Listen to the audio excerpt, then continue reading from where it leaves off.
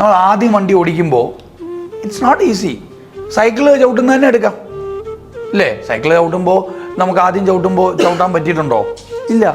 കൂടെ നമ്മുടെ ചേട്ടൻ ബാക്കിൽ പിടിച്ചിട്ടുണ്ടാവും, ഫ്രണ്ടിൽ പിടിച്ചിട്ടുണ്ടാവും, നമ്മൾക്ക് പേടിയുണ്ടാവും, ആൻസൈറ്റി ഉണ്ടാവും, വീഴും.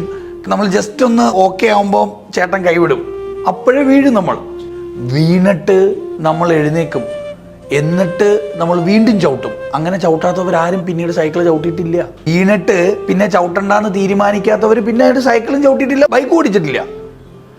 പക്ഷേ നമ്മളൊക്കെ ബൈക്ക് ഓടിച്ചിട്ടുണ്ട്, സൈക്കിൾ വീണ്ടും ചവിട്ടിയിട്ടുണ്ടെങ്കിൽ അതിൻ്റെ അർത്ഥം ആ മിസ്റ്റേക്ക് ഉണ്ടായതിനു ശേഷവും വീണ്ടും റിപ്പീറ്റഡ് ആയിട്ട് നമ്മൾ ആക്ഷൻ എടുത്തു, കുറേ മണിക്കൂർ നമ്മളത് ശ്രമിച്ചു, അപ്പോൾ നമ്മൾ എക്സ്പേർട്ടായി. അപ്പോൾ ആ അവേഴ്സ് ഓഫ് ആക്ഷൻ, ഈ കുറച്ച് മണിക്കൂറുകളുള്ള ഒരു പ്രാക്ടീസ് നമ്മൾ ബിൽഡ് ചെയ്യണം.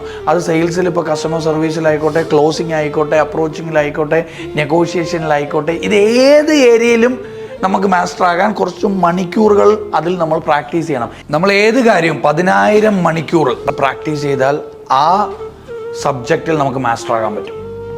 അത് ഏത് കാര്യം, അത് പാട്ടായാലും, ഡാൻസ് ആയാലും, ക്രിക്കറ്റ് ആയാലും, ഫുട്ബോൾ ആയാലും, ഏത് സ്കില്ലും മാസ്റ്റർ ചെയ്യാൻ ഒരു 10,000 hours ഓഫ് എഫേർട്ട് ഉണ്ട്. അപ്പോൾ നമ്മൾ അതിൻ്റെ ഒരു പകുതിയുടെ 10-1 പോലും ചെയ്തിട്ടുണ്ടാവില്ല. എന്നിട്ടാണ് നമ്മളിരുന്ന് പറയുന്നത് എനിക്ക് പറ്റില്ല എന്ന്.